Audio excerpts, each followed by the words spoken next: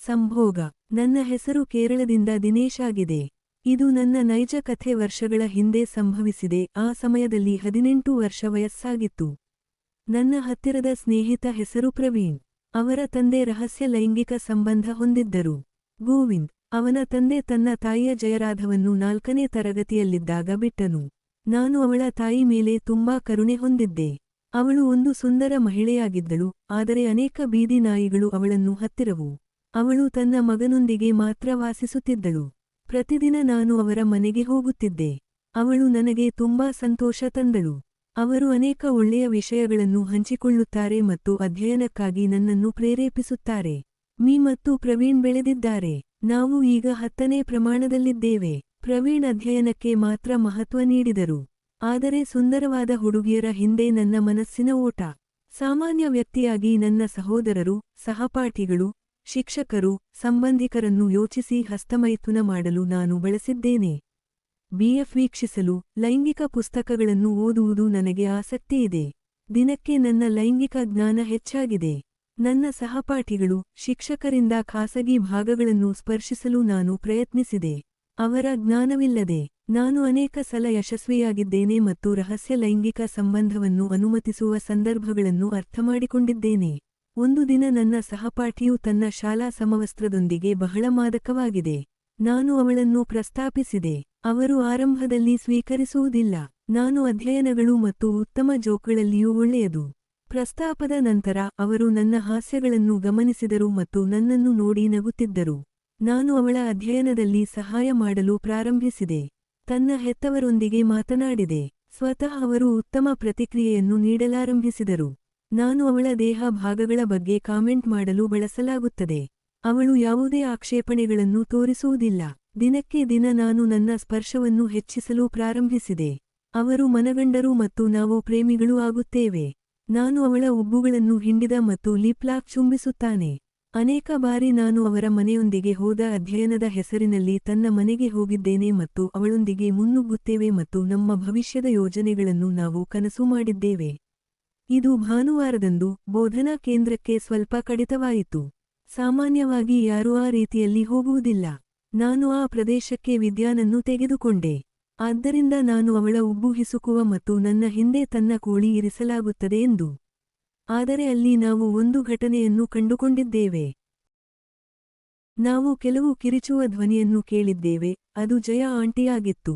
ದೇವಸ್ಥಾನದಿಂದ ಮರಳುತ್ತಿದ್ದಾಗ ಮೋಹನ್ ನಮ್ಮ ಬೋಧನಾ ವೃತ್ತಿಯು ತನ್ನ ಹುಬ್ಬು ಹಿಸುಕಿದಳು. ಜಯ ಅವರ ಮನೆಯಿಂದ ಬರುವ ಮೋಹನ್ ಸರ್ ನಾನು ಅನೇಕ ಬಾರಿ ನೋಡಿದ್ದೇನೆ. ಕೆಲವೊಮ್ಮೆ ಪ್ರೈವೆನ್ಸ್ ಅನುಪಸ್ಥಿತಿಯಲ್ಲಿ. ನಾನು ಅವಳೊಂದಿಗೆ ಲೈಂಗಿಕ ಸಂಬಂಧಕ್ಕಾಗಿ ಹಸಿವಿನಿಂದ ಭಾವಿಸುತ್ತಿದ್ದೆ ಎಂದು ಭಾವಿಸಿದೆ. ನಾವು ಆ ಸ್ಥಳವನ್ನು ಬಿಟ್ಟು ಹೋಗಿದ್ದೆವು, ಆದರೆ ನನ್ನ ಮನಸ್ಸು ಅವರನ್ನು ಅನುಸರಿಸಬೇಕಾಯಿತು. ಒಂದು ವಾರದ ನಂತರ ಜ್ವರದಿಂದ ನಾನು ರೋಗಿಯಾಗಿದ್ದೆ ಮತ್ತು ಶಾಲೆಗೆ ಹೋಗಲಿಲ್ಲ. ಆ ಸಂಜೆ ನಾನು ಟಿಪ್ಪಣಿಗಳನ್ನು ಸಂಗ್ರಹಿಸಲು ಮನೆಯೊಡನೆ ಹೋಗಿದ್ದೆ. ಆದರೆ ಪ್ರವೀಣ್ ಇರಲಿಲ್ಲ. ನಾನು ಕೆಲವು ಶಬ್ದವನ್ನು ಕೇಳಿದೆ. ಜಯಾ ಮೋಹನ್ಗೆ ಕೂಗುತ್ತಿದ್ದರು. ಕೆಲವು ನಿಮಿಷಗಳ ನಂತರ ಅವರು ತಮ್ಮ ಚಲನೆಗಳನ್ನು ಆನಂದಿಸುತ್ತಿದ್ದರು. ಅವರು ತನ್ನ ಸೀರೆ, ಪೆಟಿಕೋಟನ್ನು ಎತ್ತಿ ಅವಳ ಒಳ ಉಡುಪು ಮತ್ತು ಉಜ್ಜುವಿಕೆಯ ಒಳಗೆ ತನ್ನ ಕೈಗಳನ್ನು ಇಟ್ಟರು. ನಾನು ಆಕೆಯ ಪರಿಸ್ಥಿತಿಯನ್ನು ಆಶ್ಚರ್ಯ ಮತ್ತು ಅರ್ಥಮಾಡಿಕೊಂಡಿದ್ದೇನೆ. ಅವರು ಹುಕಪ್ ಎಂದು ಭಾವಿಸಿದ್ದರೂ ಅವರು ಅದನ್ನು ಮಾಡಲಿಲ್ಲ. ನಂತರ ಅವರು ರಹಸ್ಯ ಲೈಂಗಿಕ ಸಂಬಂಧಕ್ಕೆ ಸಂಪೂರ್ಣ ಮಾನಸಿಕ ಬೆಂಬಲವನ್ನು ಹುಡುಕುತ್ತಿದ್ದಾರೆಂದು ತಿಳಿದುಕೊಂಡರು. ಅದಕ್ಕಾಗಿಯೇ ಅವರು ತನ್ನ ಮೊಂಚಾದವನ್ನಾಗಿಸಿ ಮತ್ತು ಹುಕಪ್ ಇಲ್ಲದೆ ಹೋಗುತ್ತಿದ್ದರು. ಮರುದಿನ ಬೆಳಿಗ್ಗೆ ನಾನು ಅವನ ಮನೆಗೆ ಹೋಗಿದ್ದೆ. ಪ್ರವೀಣ್ ಇರಲಿಲ್ಲ. ಜಯಾ ಕಚೇರಿಯಲ್ಲಿ ಹೋಗಲು ಸಿದ್ಧರಾದರು. ಅವರು ನನ್ನನ್ನು ಒಳಗೆ ಸ್ವಾಗತಿಸಿದರು. ನೀವು ಶಾಲೆಗೆ ಹೋಗದೇ ಇರುವ ಕಾರಣವನ್ನು ಪ್ರಶ್ನಿಸಿ. ನಾನು ಉತ್ತರಿಸಿದ್ದೇನೆ. ಅವಳು ನನ್ನ ಹಣೆಯ ಮೇಲೆ ಮುಟ್ಟುತ್ತಿದ್ದಳು ಮತ್ತು ನನ್ನ ತಾಪಮಾನವನ್ನು ಪರೀಕ್ಷಿಸುತ್ತಿದ್ದಳು. ಪ್ರಶ್ನಿಸಿದ್ದಾರೆ. ನೀವು ವೈದ್ಯರಿಗೆ ಹೋಗಿದ್ದೀರಾ? ನಾನು ಉತ್ತರಿಸಿದೆ. ನಮ್ಮವರು ಹೇಳಿದರು. ನಾನು ನಿಮ್ಮನ್ನು ಆಸ್ಪತ್ರೆಗೆ ಕರೆದೊಯ್ಯುತ್ತೇನೆ. ನಾನು ಉತ್ತರಿಸಿದೆ. ಆಂಟಿ ನಿಮ್ಮ ನಿಜವಾಗಿಯೂ ಉತ್ತಮ ಹೃದಯ. ನಂತರ ನೀವು ಈ ರೀತಿ ಮಾಡುತ್ತಿದ್ದೀರಿ.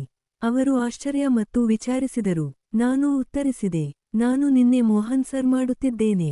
ವಿರಾಮಗೊಳಿಸಲಾಗಿದೆ. ಅವರು ಅರ್ಥ ಮತ್ತು ಬಹಳಷ್ಟು ಅಳುತ್ತಾನೆ. ಅವಳು ಹೇಳಿದಳು. ಇದನ್ನು ಪ್ರವೀಣ್ಗೆ ಹಂಚಿಕೊಳ್ಳಬೇಡಿ. ನಾನು ಉತ್ತರಿಸಿದೆ. ಸರಿ. ಆದರೆ ಎರಡನೆಯದು ನಿಲ್ಲಿಸಿದೆ. ಆಂಟಿ ಇದು ನ್ಯಾಯೋಚಿತ ಅಲ್ಲ. ಆಕೆ ತನ್ನ ಕಚೇರಿಯನ್ನು ಕರೆದುಕೊಂಡು ಆ ದಿನದಂದು ಹೊರಟಳು ಮತ್ತು ಅವಳ ವ್ಯಕ್ತಿಗಳನ್ನು ಹಂಚಿಕೊಂಡಳು. ಪ್ರತಿ ಮನುಷ್ಯನಂತೆ ಒಂಟಿತನ ಅವಳನ್ನು ಪ್ರಭಾವಿಸಿದೆ. ಅವಳ ಸಂಬಂಧವಿಲ್ಲ ಅಥವಾ ಸಾರ್ವಜನಿಕರಿಗೆ ಯಾವುದೇ ಬೆಂಬಲವಿಲ್ಲ. ಮೋಹನ್ ಸರ್ ಈ ಬಗ್ಗೆ ಪ್ರಯೋಜನ ಪಡೆದರು. ಅನೇಕ ಬಾರಿ ಅವರು ತನ್ನ ಆರ್ಥಿಕತೆಯನ್ನು ಬೆಂಬಲಿಸಿದರು ಮತ್ತು ಪ್ರವೀಣ್ ಅಧ್ಯಯನದ ಬೆಂಬಲವನ್ನು ಅವರು ಭರವಸೆ ನೀಡಿದರು. ಅವರು ಪ್ರಯೋಜನಗಳನ್ನು ಪಡೆದರು ಮತ್ತು ನಿಧಾನವಾಗಿ ತನ್ನ ಲೈಂಗಿಕ ಕಿರುಕುಳಗಳನ್ನು ಪ್ರಾರಂಭಿಸಿದರು. ತನ್ನ ಬಲವಂತದ ನಾಟಕದಲ್ಲಿ ಹೆಚ್ಚು ಸಂತೋಷವನ್ನು ನೀಡಿದ ಉದ್ದವಾದ ಲೈಂಗಿಕ ಅಂತರದಿಂದಾಗಿ. ಆದರೆ ಆಕೆ ಅದನ್ನು ವಿರೋಧಿಸಲು ಪ್ರಯತ್ನಿಸುತ್ತಿದ್ದಾರೆ. ಆದರೆ ಅವರ ಮುಂದಾಲೋಚನೆಯ ಬಗ್ಗೆ ಮನವರಿಕೆ ಮಾಡಿಕೊಂಡರು. ಅವರು ಹೊರಟು ಹೋದ ನಂತರ ಅವರು ತೀವ್ರ ಬೆರಳು ಹೊಡೆಯುತ್ತಿದ್ದರು. ಅವಳು ತುಂಬಾ ಅಳುತ್ತಾ ಇದ್ದಳು. ನಾನು ಅವಳ ಕಣ್ಣನ್ನು ಅಳಿಸಿಬಿಟ್ಟೆ ಮತ್ತು ಹೇಳಿದರು, ನನ್ನ ಸೂಚನೆಗಳ ಪ್ರಕಾರ ಮಾಡಿ. ನಾನು ಅವನನ್ನು ನೋಡಿಕೊಳ್ಳುತ್ತೇನೆ. ಆ ದಿನ ಸಂಜೆ ಸುಮಾರು 4:30 ಗಂಟೆಗೆ ಮೋಹನ್ ಸರ್ ಅವರ ಮನೆಗೆ ಬಂದರು. ನಾನು ಮಲಗುವ ಕೋಣೆಯಲ್ಲಿ ಅಡಗಿಸುತ್ತಿದ್ದೆ. ಜಯ ಊಟದ ಹಾಲ್ನಲ್ಲಿದ್ದರು. ಅವರು ಅವಳ ಹಿಂದೆ ಹೋದರು ಮತ್ತು ಅವಳ ಮನಸ್ಥಿತಿಯನ್ನು ಸೃಷ್ಟಿಸಲು ಪ್ರಯತ್ನಿಸಿದರು. ಎಂದಿನಂತೆ ಅವನು ಮಾಡುತ್ತಿದ್ದ ಮತ್ತು ನನ್ನ ಮೊಬೈಲ್ನಲ್ಲಿ ಎಲ್ಲವನ್ನೂ ವಿಡಿಯೋವನ್ನು ಸೆರೆಹಿಡಿದಿದ್ದೇನೆ. ಇದ್ದಕ್ಕಿದ್ದಂತೆ ನಾನು ಹೊರಬಂದು ಅವನನ್ನು ಸೆಳೆಯಿತು. ಅವರು ಭಯಭೀತರಾಗಿದ್ದರು. ಅಂತಹ ಸಂಗತಿಗಳನ್ನು ಮತ್ತೆ ಅವಳೊಂದಿಗೆ ಮಾಡಬಾರದು ಎಂದು ನಾನು ಅವರಿಗೆ ಎಚ್ಚರಿಸಿದೆ. ಅವನು ನನ್ನ ಕಾಲುಗಳ ಮೇಲೆ ಬೀಳುತ್ತಾನೆ ಮತ್ತು ಯಾರೊಂದಿಗೂ ಹಂಚಿಕೊಳ್ಳಬಾರದು ಮತ್ತು ಈ ಸ್ಥಳವನ್ನು ಬಿಟ್ಟು ಹೋಗಿಲ್ಲ ಎಂದು ಹೇಳಿದರು. ಜಯ ಲೈಂಗಿಕ ಮನಸ್ಥಿತಿಯಲ್ಲಿದ್ದಳು. ಅವಳು ಬಾತ್ರೂಮ್ ಹೋದಳು ಮತ್ತು ಬೆರಳು ಹೊಡೆಯುತ್ತಿದ್ದರು. ಅವಳ ಕಿರಿಚುವಿಕೆಯನ್ನು ನಾನು ಕೇಳಬಲ್ಲೆ. ಈ ಎಲ್ಲವನ್ನೂ ನೋಡಿದ ನನ್ನ ಕೋಳಿ ನಿಂತಿದೆ. ಮೋಹನ್ ಅವರೊಂದಿಗೆ ವಿಡಿಯೋಗಳನ್ನು ನೋಡುವುದನ್ನು ನಾನು ಹಸ್ತಮೈಥುನ ಮಾಡುತ್ತಿದ್ದೆ. ಜಯ ನನ್ನ ಹಿಂದೆ ನಿಂತಿರುತ್ತಾನೆ ಮತ್ತು ಹೆಚ್ಚು ಕೊಂಬಿನಿಂದ ಕೂಡಿರುತ್ತಾನೆ. ಅವಳು ಸುಪ್ತಾವಸ್ಥೆಯಂತೆ ನಟಿಸಿದ್ದಳು. ಯಾಕೆಂದರೆ ಅವಳು ಮಲಗಲು ಅವಳನ್ನು ಕರೆದೊಯ್ಯೆಂದು ಅವಳು ತಿಳಿದಿದ್ದಳು. ನಾನು ಅವಳ ಬಳಿಗೆ ಓಡಿಹೋದೆ. ಕೆಲವು ನೀರಿನ ಚಿಮುಕಿಸಲಾಗುತ್ತದೆ. ನಾನು ಅವಳ ತೊಡೆಯನ್ನು ಮುಟ್ಟಿದೆ. ಅವಳ ಕಣ್ಣುಗಳನ್ನು ಬಿಗಿಯಾಗಿ ಮುಚ್ಚಲಾಯಿತು. ನನಗೆ ಅರ್ಥವಾಯಿತು. ಅವಳು ನನ್ನೊಂದಿಗೆ ಮಲಗಲು ನಿರೀಕ್ಷಿಸುತ್ತಿದ್ದಳು. ನಾನು ಅವಳನ್ನು ಮಲಗುವ ಕೋಣೆಗೆ ತೆಗೆದುಕೊಂಡೆ. ಅವಳೊಂದಿಗೆ ಮಲಗು. ನನ್ನ ಕೈಗಳನ್ನು ಆಕೆಯ ದೇಹವನ್ನು ಆವರಿಸಿದೆ. ನಾನು ಅವಳ ಸೊಂಟವನ್ನು ಹಿಡಿದುಕೊಳ್ಳಿ ಮತ್ತು ಹಿಂಡಿದನು. ಅವಳ ಸೀರೆ ಮತ್ತು ಪೆಟ್ಟಿಕಾಟನ್ನು ತೆಗೆದುಹಾಕಿತ್ತು. ನನ್ನ ಪ್ಯಾಂಟ್ಗಳನ್ನು ಅನ್ಜಿಪ್ ಮಾಡಿ ನನ್ನ ರಾಡ್ ತೆಗೆದುಕೊಂಡಿತು. ಅವಳ ಒಳ ಉಡುಪು ತುಂಬಾ ಆರ್ದ್ರವಾಗಿತ್ತು. ಅದನ್ನು ತೆಗೆದುಹಾಕಲಾಗಿದೆ. ಅವಳ ಕಿವಿಗಳ ಮೇಲೆ ಪಿಸುಗುಟ್ಟಿದಳು. ನೀವು ಜಾಗೃತರಾಗಿದ್ದೀರಿ ಎಂದು ನನಗೆ ತಿಳಿದಿದೆ. ಶಲ್ಲೈ. 2ನೇ ವಿರಾಮ. ಅವಳು ಸ್ವಲ್ಪ ನಗುತ್ತಾಳೆ. ನಾನು ನನ್ನ ರಂಧ್ರದಿಂದ ತನ್ನ ರಂಧ್ರವನ್ನು ಹುಡುಕಿದೆ. ಅಗೈನ್ ನಾನು ಪಿಸುಗುಟ್ಟಿದನು. ಇದನ್ನು ನನ್ನ ಮೊದಲ ಬಾರಿಗೆ ಈ ದಟ್ಟವಾದ ಕಾಡಿನಲ್ಲಿ ನನ್ನ ಬಿಲವನ್ನು ನಾನು ಕಂಡುಹಿಡಿಯಲು ಸಾಧ್ಯವಿಲ್ಲ. ಅವಳು ತನ್ನ ನಗು ನಿಯಂತ್ರಿಸಲು ಸಾಧ್ಯವಿಲ್ಲ. ಸ್ಮೈಲ್ಸ್ ಮೂಲಕ ಒತ್ತಾಯಿಸಿದರು. ನಾನು ಅವಳನ್ನು ನಿಕಟವಾಗಿ ಅಪ್ಪಿಕೊಂಡು ನಿಧಾನವಾಗಿ ಅವಳ ಪುಸಿಗೆ ಸೇರಿಸಿದೆ. ಅವಳ ನಗುತ್ತಿರುವ ಟೋನ್ ಕಡಿಮೆಯಾಯಿತು ಮತ್ತು ನರಳುವಂತಾಯಿತು.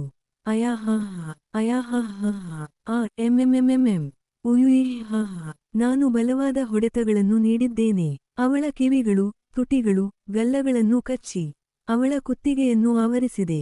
ಆಕೆಯ ಹುಬ್ಬು ಹಿಂಡಿದ ಮತ್ತು ಕಷ್ಟದಿಂದ ನಾಶವಾಗಿದ್ದನು. ಉಯುಮಾಮ, ಉಯುಮಾಮ, ಉಯುಮಾಮ. ಜಯ, ನನ್ನ ಸಿಹಿ ಹೃದಯ. ದಿನೇಶ್, ಉಸುಮಾಮ, ಉಯುಮಾಮ, ಉಯುಮಾಮ, ಉಯುಮಾಮ, ಉಯುಮಾಮ. ಅಂತಿಮವಾಗಿ ಪೂರ್ಣ ಶಕ್ತಿ ನನ್ನ ವೀರ್ಯಾಣು ಚುಚ್ಚುಮದ್ದು ಮಾಡಿತು. ನಾನು ಇದನ್ನು ಮಾಡುತ್ತೇನೆ ಎಂದು ನನಗೆ ಗೊತ್ತು ಎಂದು ಅವರು ಹೇಳಿದರು. ಉತ್ತರಿಸಿದೆ. ನನಗೆ ತುಂಬಾ, ಏಕೆಂದರೆ ನಾನು ನಿಮ್ಮನ್ನು ಗಮನಿಸುತ್ತಿದ್ದೇನೆ ಎಂದು ಹೇಳಿದರು. ಅವರು ಉತ್ತರಿಸಿದರು. ಆದ್ದರಿಂದ ಇದು ಯೋಜಿಸಲಾಗಿದೆ. ನೀವು ಹಠಮಾರಿ. ನಾವು ಒಟ್ಟಿಗೆ ಅಪ್ಪಿಕೊಂಡು ವಿಶ್ರಾಂತಿ ಹೊಂದಿದ್ದೇವೆ. ಈಗ ಅದು 6:30 ಗಂಟೆ. ಪ್ರವೀಣ್ 7 ಗಂಟೆಗೆ ಮಾತ್ರ ಬರುತ್ತಾರೆ. ನಮಗೆ ಅರ್ಧ ಗಂಟೆ ಸಮಯವಿದೆ. ನಾನು ಅವರನ್ನು ಮುಂದಿನ ಸುತ್ತಿನಲ್ಲಿ ತೆಗೆದುಕೊಂಡೆ. ಈ ಸಮಯ ನಾವೆಲ್ಲರೂ ಸಂಪೂರ್ಣ ನಗ್ನರಾಗಿದ್ದೇವೆ. ದೇವರ ಅನುಗ್ರಹದಿಂದ. ಪ್ರವೀಣ್ 7:30 ವೇಳೆಗೆ ಬಂದರು. ನಾವು ನಮ್ಮ ಅಧಿವೇಶನವನ್ನು 7 ಗಂಟೆಗೆ ತೆರವುಗೊಳಿಸಿದ್ದೇವೆ. ಆದರೆ ಆಗಮನದ ತನಕ ಅವರು ಮುಂದೂಡಿದರು. ಅವರಿಂದ ಟಿಪ್ಪಣಿಗಳನ್ನು ಪಡೆಯಿರಿ. 2 ಮತ್ತು ಎಡಕ್ಕೆ ಬೈ ಹೇಳಿದರು. ಆ ದಿನ ಸುಮಾರು 11 ಗಂಟೆಗೆ ನಾನು ಅವಳ ಮೊಬೈಲ್ಗೆ ಕರೆದೊಯ್ದಿದ್ದೇನೆ. ಜಯ ನಿರೀಕ್ಷಿಸಿದ್ದಾರೆ.